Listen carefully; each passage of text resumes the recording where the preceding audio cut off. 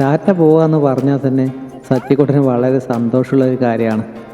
കണ്ണൂരിൽ ഓണഫെയർ തുടങ്ങിയിട്ടുണ്ടെന്ന് കേട്ടപ്പോൾ തന്നെ കൊണ്ടാട്ടിന് ഒരേ നിർബന്ധം, എന്നാൽ പിന്നെ നമുക്കൊന്ന് പോയി കളയാന്ന് വെച്ചു.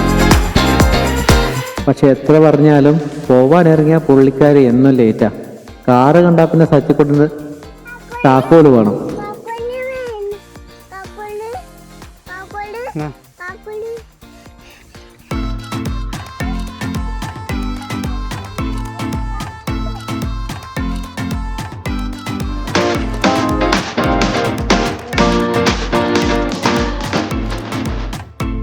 വണ്ടി കയറിയ പിന്നെ സച്ചിക്കുട്ടിന്റെ കണ്ണത്ത് കാണാം.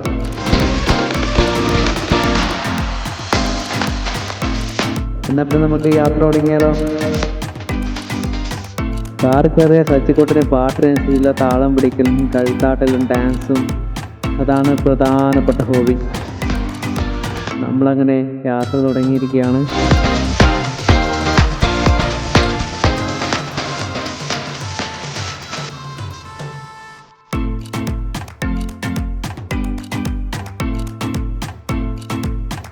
മെയിൻ റോഡിലെത്തി.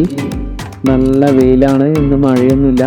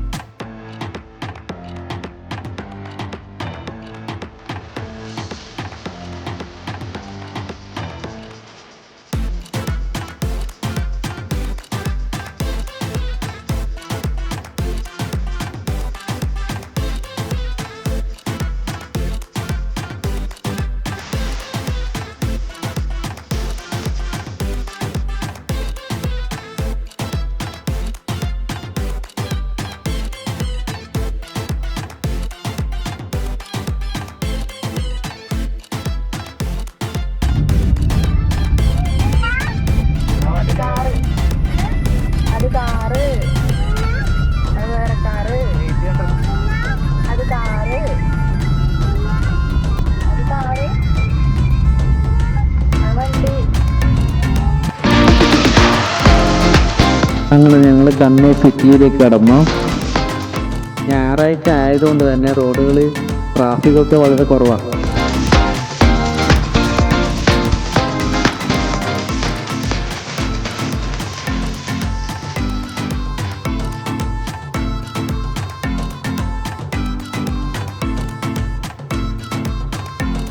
അങ്ങനെ ഞങ്ങൾ താഴ് എക്സ്പെൻഷനിലേക്ക് എത്തിക്കൊണ്ടിരിക്കുകയാണ്. ഇവിടെയാണ് സുപ്രസിദ്ധമായി പേര് കേട്ട കണ്ണൂർ കോക്ടെയിലുള്ളത്. എന്നാൽ പിന്നെ ഒരു കണ്ണൂർ കോക്ടെയിൽ കുടിച്ചളയാന്ന് വെച്ച് നമ്മൾ കണ്ണൂർ കോക്ടെയിലിനെ ലക്ഷ്യമാക്കിയിട്ട് പോവുകയാണ്. ഞായറാഴ്ച ആയാലും എമ്മാതിരി തിരക്കവിടെ. എന്ത് ചെയ്യുന്നു വിഷമിച്ചിരിക്കുമ്പോഴാണ് അവർ ആ കാറിലേക്ക് തന്നെ 2 കണ്ണൂർ കോക്ടെയിൽ കൊണ്ടുവന്ന് തന്നു. സംഗതി സൂപ്പറാണ്, പക്ഷെ അവിടെ വെച്ചിട്ട് കഴിക്കാൻ പറ്റിയില്ല.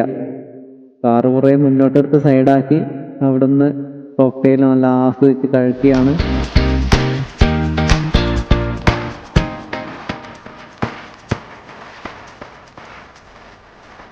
അവിടെ നേരെ കൊണ്ടാട്ടിക്ക് ചെരുപ്പ് വാങ്ങാൻ വേണ്ടി കയറി. അത് കണ്ടപ്പോൾ തന്നെ ഇപ്പുറത്ത് കളിപ്പാട്ടങ്ങൾ വിൽക്കുന്നൊരു കട കണ്ടു. പറ്റിക്കുട്ടന് പിന്നെ പറയണ്ടല്ലോ, അവിടുന്ന് ബഹളായി. അങ്ങനെ 1-2 കളിപ്പാട്ടവും സച്ചിക്കുട്ടനും വാങ്ങിക്കൊടുത്ത് നേരെ ഫുഡ് കഴിക്കാൻ കയറി. ഫുഡ് കഴിക്കുക എന്നത് സച്ചിക്കുട്ടന് ബാല്യകാലം വഴിയാണ്. അവിടുന്ന് എങ്ങനെയല്ലോ കുറച്ച് ഭക്ഷണമൊക്കെ കഴിച്ചിട്ട് നേരെ നമ്മൾ കണ്ണൂർ ഫെയറിലേക്ക് കടന്നു. ഒരുപാട് വാഹനങ്ങളുണ്ട്, ഒരുപാട് ആൾക്കാരുണ്ട്. ഉച്ചയായിട്ട് നല്ല വെയിലൊക്കെ ആയിട്ട് നമ്മൾ സൺഡേ ആയി പോയതുകൊണ്ട് 11 മണിക്ക് സ്റ്റാർട്ട് ചെയ്തിട്ടുണ്ട്. എല്ലാ ദിവസങ്ങളിലും വൈകിട്ട് 3 മണി മുതലാ തോന്നുന്നു സ്റ്റാർട്ട് ചെയ്യുന്നത്.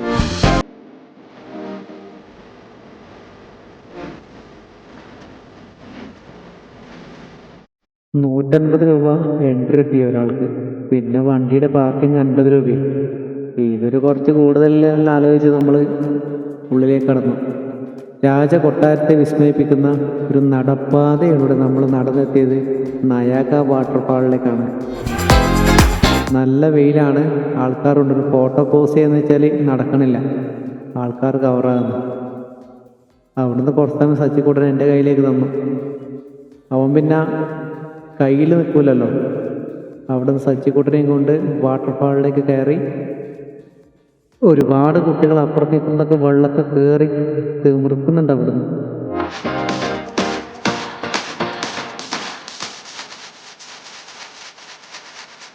സച്ചിക്കുട്ടനും വെള്ളത്തിൽ കടക്കണമെന്നുണ്ട്, പക്ഷെങ്കിൽ നനയെല്ലാം എടുത്തിട്ട് അവനെ വിട്ടില്ല.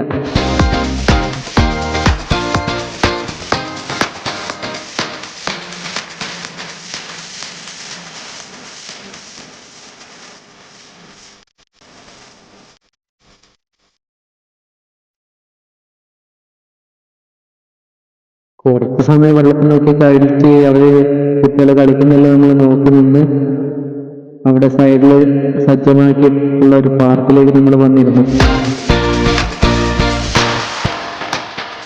അപ്പോഴും സത്യക്കുട്ടന്റെ കണ്ണ് അവിടുത്തെ ഭൗതികമായ കാഴ്ചകളെ കാണിച്ചു.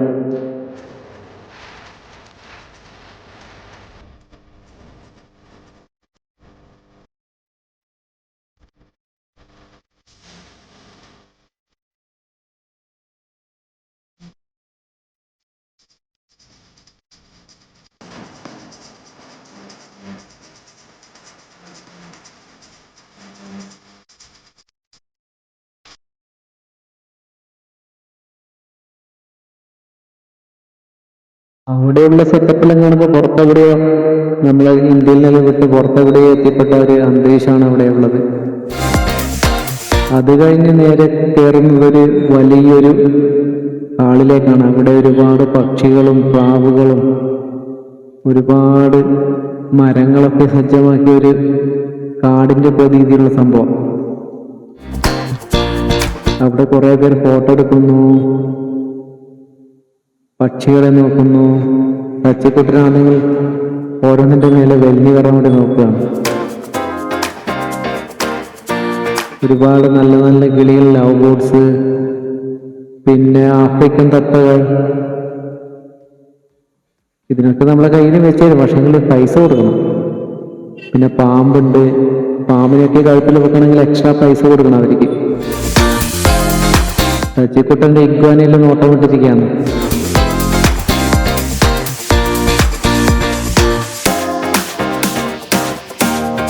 അവിടുന്ന് വീണ്ടും ഒരുപാട് നടന്ന് കണ്ട് ഓരോ കൗതുക കാഴ്ചകളും കണ്ടുകൊണ്ട് സച്ചിക്കുട്ടൻ നടക്കുക. അവനെ ഒന്ന് നിയന്ത്രിക്കൽ തന്നെ ഒരു വലിയ കഷ്ടപ്പാടുള്ള പരിപാടിയാണ്.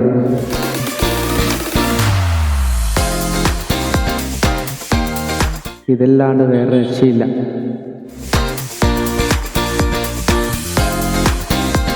അവിടെ നിന്ന് നേരെ കടക്കുന്നത് ഒരുപാട് ഫ്ലവേഴ്സുകളും ഫോട്ടോ എടുക്കാനുള്ള ഒരു ഏരിയയിലേക്കാണ്.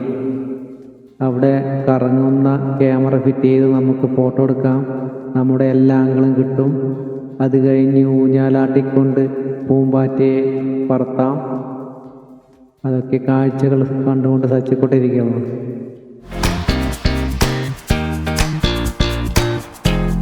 അങ്ങനെ സച്ചിക്കുട്ടൻ ഊഞ്ഞാലിൽ കയറി. ഊഞ്ഞാൽ നമ്മൾ ആടിക്കൊണ്ടിരിക്കുമ്പോൾ മേലെ നിന്ന് പൂമ്പാറ്റ ഇങ്ങനെ പാറിക്കൊണ്ട്.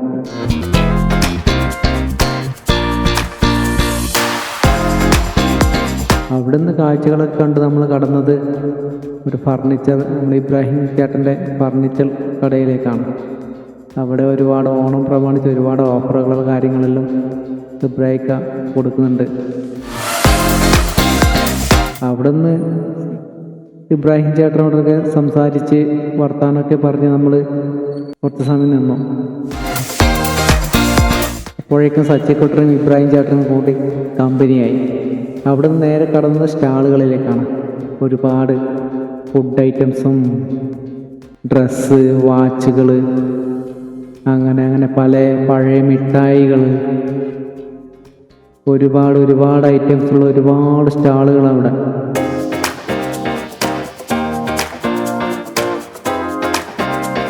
അച്ചാറുകൾ, പലതരം അച്ചാറുകൾ, പഴയ മിഠായികൾ, കാതിൽ കമ്മൽ, അതിൻ്റെ വൻ ശേഖരം, അങ്ങനെ ഒരുപാട് ഐറ്റംസ് ഉള്ള സ്റ്റാളുകളാണ്. ഒരു കാര്യം, ഉച്ചക്കൊക്കെ വരുന്നവർ കയ്യിലൊരു ബോട്ടിൽ കരുതണം കേട്ടോ. അതിൻ്റെ ഉള്ളിൽ കയറി കഴിഞ്ഞാൽ ദാഹിച്ച് വലയും. ഒരു വെള്ളം കിട്ടണമെങ്കിൽ ഒരുപാട് പണിയാണ്. നമ്മളൊക്കെയാണ് ദാഹിച്ച് വലഞ്ഞു.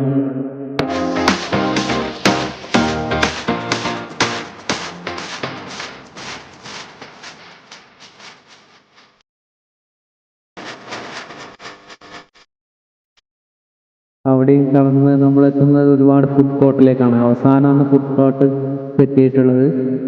ഒരുപാട് ഐറ്റംസ് ഉള്ള പലതരം ഭക്ഷണങ്ങളും അവിടെ നിന്ന് ലഭിക്കും. ഒരു കാര്യം പറയാതെ വയ്യ, നല്ല വിലയാണ് എല്ലാത്തിനും.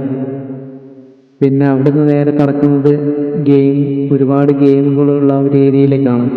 റിംഗ്, പന്തേറ്, അങ്ങനെ ഒരുപാട് ഗെയിമുകളും സമ്മാനങ്ങളൊക്കെ വാങ്ങാം. നമ്മളും ഒരു 50 രൂപ കൊടുത്ത് ഒരു ചെറിയ ഗെയിമിലേക്ക് കടന്ന് ചെറിയൊരു സമ്മാനം കിട്ടി. അത് കഴിഞ്ഞ് കുട്ടികൾക്കായുള്ള ഒരു പാർക്കാണ് സജ്ജമാക്കിയിട്ടുള്ളത്. ആകാശത്തൊട്ടില്, ട്രെയിന്, അങ്ങനെ കുട്ടികൾ കളിക്കാനുള്ള ഒരുപാട് സാധനങ്ങൾ അവിടെയുണ്ട്. പിന്നെ ഒരു പ്രേത ഹൗസ് എന്ന് പറഞ്ഞൊരു വേറൊരു സംഭവമുണ്ട്. അത് കഴിഞ്ഞിട്ട് നമ്മൾ പുറത്തേക്ക് ഇറങ്ങി.